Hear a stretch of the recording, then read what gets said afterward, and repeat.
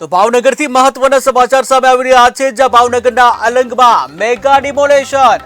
તંત્રએ 1 માસ પૂર્વે નોટિસ આપી હતી, જ્યાં પ્લોટ ધારકોને પ્લોટ ખાલી કરવા નોટિસ આપી હતી. ત્યારે 35 જેટલા પ્લોટ ધારકો કોર્ટના હતા સહારે, ત્યારે મુદત નહીં મળતા તંત્ર દ્વારા કાર્યવાહી કરવામાં આવી છે, જ્યાં મસમોટા પોલીસ કાફલા સાથે ડિમોલેશન પ્રક્રિયા હાથ ધરવામાં આવી છે.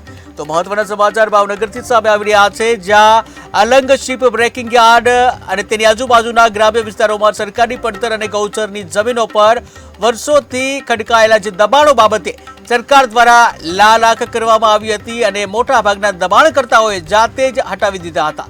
જોકે અમુક દબાણકર્તાઓ હાઈકોર્ટમાં સ્ટે માટે ગયા હતા અને જેની સુનાવણી હાઈકોર્ટે નામંજૂર કરતા હવે દબાણ હટાવવાની કામગીરી શરૂ કરવામાં આવી છે.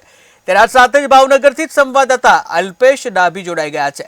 જી અલ્પેશ, વાત કરવામાં આવે ભાવનગરના અલંગમાં મેગા ડિમોલેશન કરવામાં આવ્યું, શું છે વધુ વિગત?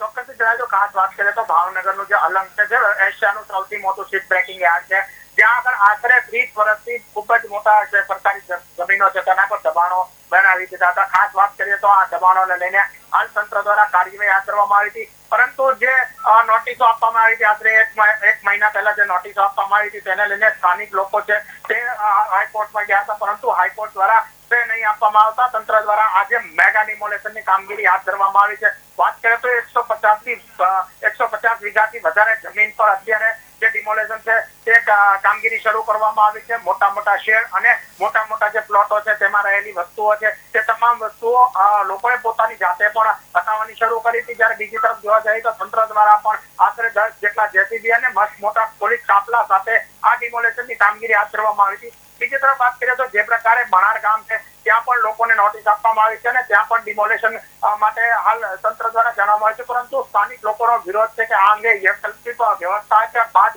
અહીંયા ડિમોલેશન કરવામાં આવે. જોકે તંત્ર દ્વારા હાલ જણાવવામાં આવ્યું છે કે હાલ કોઈ રેસિડેન્સી વિસ્તારમાં ડિમોલેશન કરવામાં આવશે નહીં, પરંતુ જે પ્રકારે અલંગમાં મેગા ડિમોલેશનની કામગીરી શરૂ કરવામાં આવી છે જેને લઈને ખૂબ જ મોટી જગ્યા છે તે તંત્ર દ્વારા ખુલ્લી કરવામાં આવશે. જી અલ્પેશ, સમગ્ર માહિતી બદલ આભાર.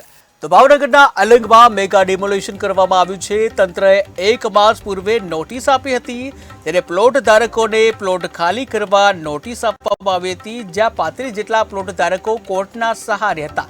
ત્યારે મુદત નહીં મળતા તંત્ર દ્વારા કાર્યવાહી કરવામાં આવી છે, જ્યાં મસમોટા પોલીસ કાફલા સાથે ડિમોલેશન પ્રક્રિયા હાથ ધરવામાં આવી.